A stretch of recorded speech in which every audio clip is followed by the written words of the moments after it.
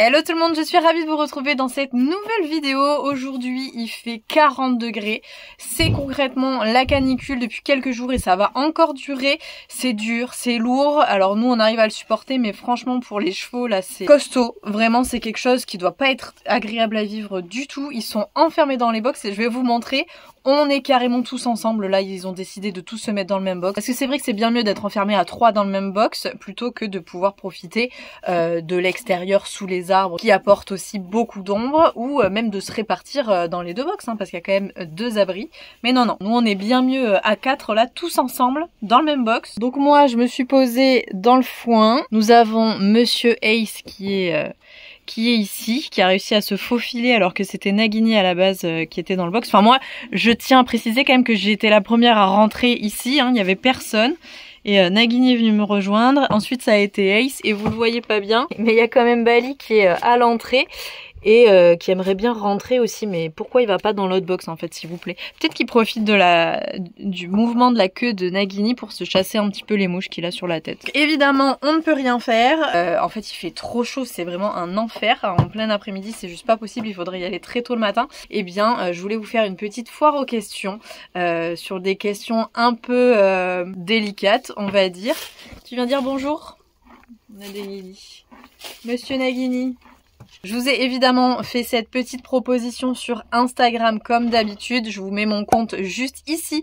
Si jamais vous voulez nous rejoindre, ce sera avec grand plaisir. C'est effectivement là où je vous propose des petites foires aux questions régulièrement et même des lives. Mais je dois l'avouer, ça fait longtemps que j'ai pas fait de live. Il faudrait que je m'y remette parce que c'est toujours très cool d'échanger avec vous en direct. Tu veux bien te pousser Nagini parce que t'es un peu collant quand même et tu me donnes chaud là. Donc voilà, si vous voulez encore plus de contenu, eh bien ce sera sur Instagram. Dans tous les cas, je vous propose qu'on attaque du coup directement par la toute première question. Est-ce que tu es toujours avec Lucas? Alors oui. Est-ce que tu voudrais te marier? Non. Je ne veux pas me marier parce que je trouve que ça ne sert à rien. On est pacsé, mais pour le coup, le mariage, je vois pas réellement l'intérêt. Si on se marie, c'est pour moi à l'église avec la belle robe, etc., etc. On va loin dans l'union du couple et j'en ressens pas forcément l'intérêt, j'ai pas juste envie de me marier pour les papiers. C'est vraiment pour moi la célébration et l'union, la fusion de l'homme et de la femme, dans mon cas en l'occurrence puisque je suis avec un homme. Mais voilà, c'est vraiment ça l'idée que je me fais du mariage. J'en ressens pas du tout le besoin, on est très bien, on a plein d'autres choses à vivre avant avec l'argent qu'on mettrait potentiellement dans un mariage. Et on a concrètement vraiment pas besoin de ça pour être heureux et savoir qu'on s'aime et que voilà, on est unis pour très longtemps je l'espère. Et il y a une autre question qui vient forcément à la suite de ça, c'est est-ce que tu veux des enfants? Longtemps j'en ai pas voulu, Lucas en veut et je me dis qu'effectivement ça peut être le plus beau des cadeaux qu'on puisse faire quand on aime, à mon avis, c'est de faire un enfant. Et par contre, il faut que les conditions soient pleinement réunies. Nos conditions de vie font que c'est pas possible. Mais quand on aura une maison, quand on sera bien installé, quand on aura vraiment créé notre petit cocon, eh bien oui, là, je pense que ça pourra vraiment venir créer quelque chose d'hyper fort, forcément. Mais par contre, il y en aura qu'un seul.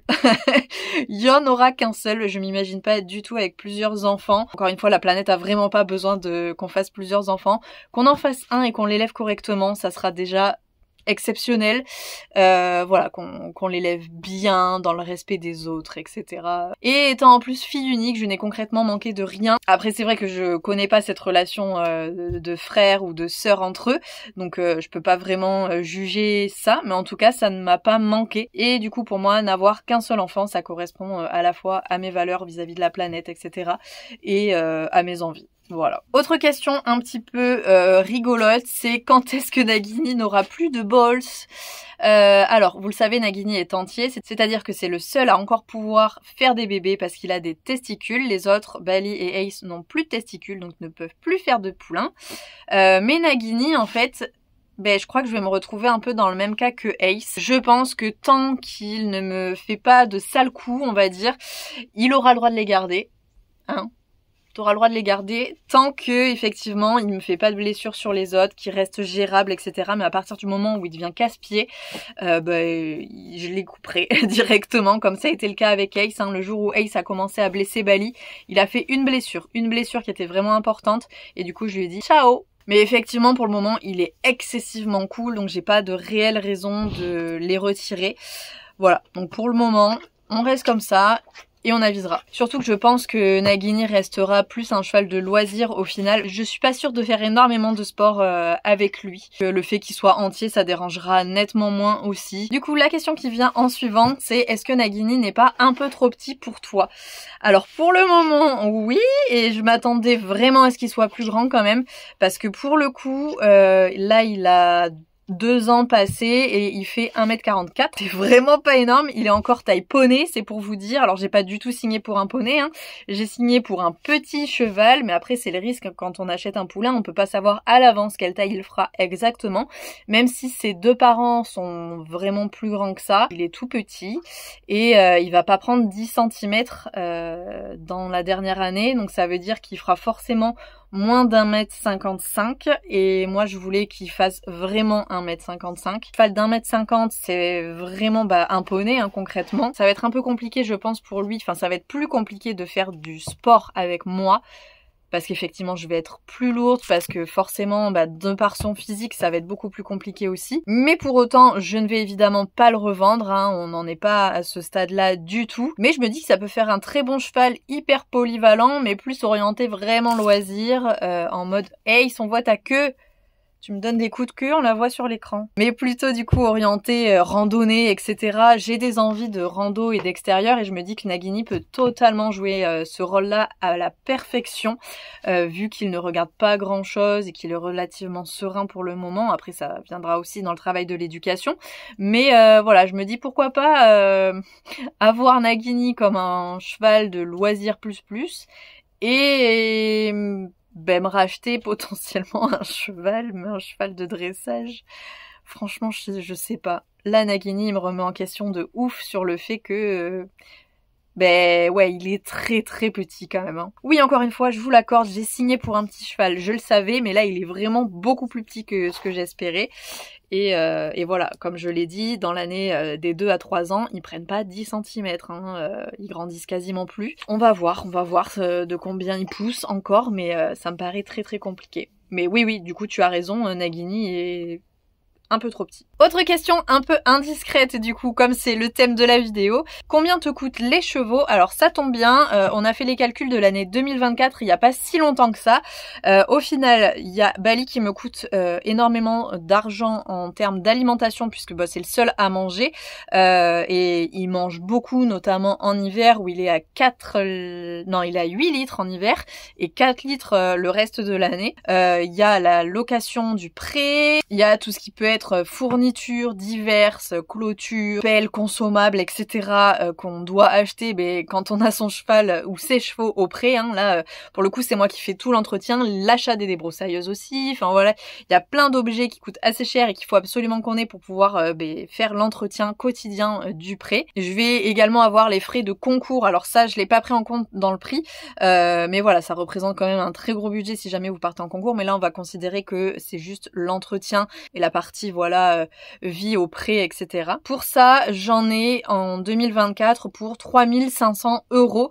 Donc ça, c'est pour un an. Donc sur toute l'année 2024. Et donc si vous divisez ça par le nombre de mois, ça nous fait un peu moins de 300 € pour les 3, soit environ 100 € par tête. Donc 100 € pour Bali, 100 € pour Ace et 100 € pour Nagini. Même si les 3/4 du budget sont pour Bali, concrètement l'alimentation c'est ce qui me coûte les plus cher. C'est ce que j'achète en plus grande quantité et le plus régulièrement, donc forcément ça pèse plus lourd. Mais voilà, c'est franchement rien du tout par rapport à ce que ça peut coûter en écurie où on est au minimum à 3 fois plus cher. Donc pour le coup pour moi c'est quand même un vrai avantage, surtout que j'ai le temps pour m'en occuper. C'est pas comme si je débauchais tard le soir et que je devais aller les faire en suivant tous les soirs, surtout en hiver quand il fait nuit à 17h et qu'il pleut. Ça, croyez-moi, c'est vraiment pas drôle. Ça m'arrive effectivement de devoir le faire à ces heures-là. où c'est moins agréable, mais on le fait quand même. Mais pour le coup, pour moi, c'est quand même un avantage énorme d'avoir le temps de m'en occuper, surtout par rapport aux frais que du coup ça me retire de ne pas les avoir en écurie. Autre question, combien as-tu payé ton poulain? Alors, le tarif étant confidentiel, je ne vais pas vous dire exactement combien je l'ai acheté, mais je peux par contre vous donner une fourchette. Alors il faut savoir que je l'ai acheté, du coup il était tout bébé, il avait vraiment quelques mois, je crois qu'il avait 2 mois, 3 mois maximum quand je l'ai acheté. C'est un cheval qui est origine constatée, donc c'est pas un cheval de race. Il y a la moitié comtois cheval de selle et l'autre moitié par le papa c'est arabe cheval de selle. Donc c'est un mélange un peu surprenant, mais c'est pour avoir de la couleur. En l'occurrence, il y a eu de la couleur puisqu'il est Pie-Isabelle. Et du coup, c'est ce qui fait qu'il va pas, entre guillemets, coûter très cher, même si, quand il y a un peu de couleur, forcément c'est à la mode en ce moment, donc on rajoute un petit billet. Donc au final, il m'a coûté moins de 5000 €. Voilà, ça vous donne une idée des tarifs, mais après vous pouvez évidemment trouver des poulains un peu à tous les prix, avec des origines qui sont très différentes les uns des autres. Quelle a été ma pire anecdote avec un coach? Alors c'était au tout début de mes premiers pas à cheval. Je pense que ça faisait moins de 10 ans que je faisais de l'équitation. Ouais, 5 ans, quelque chose comme ça. Bref, ça faisait pas si longtemps que ça, j'étais encore une toute jeune cavalière, surtout en termes d'âge et de maturité. Et en fait, le centre aéré un jour nous a proposé d'aller monter à cheval dans le club en plus dans lequel je montais, puisque je faisais déjà de l'équitation. Et là, c'était pendant les vacances. Et voilà, il y a une option faites du cheval avec le centre aéré. Donc j'étais trop contente, évidemment, je me suis inscrite de suite. Et au moment de monter à cheval, du coup, je crois que dans mes souvenirs, je montais un cheval, un poney, qui me faisait un petit peu peur et du coup j'osais pas trop lui demander des choses. Voilà, j'étais fort sur la retenue. La coach, du coup la jeune élève monitrice qui nous faisait travailler, m'a forcé un petit peu à vraiment faire un exercice. Elle m'a dit allez tu peux le faire et tout, mais pas avec un discours bienveillant. À l'époque c'était pas du tout voilà dans les mœurs d'être agréable on va dire, et je pense qu'elle m'a poussée un peu trop fort, limite à me crier dessus pour que je puisse faire l'exercice,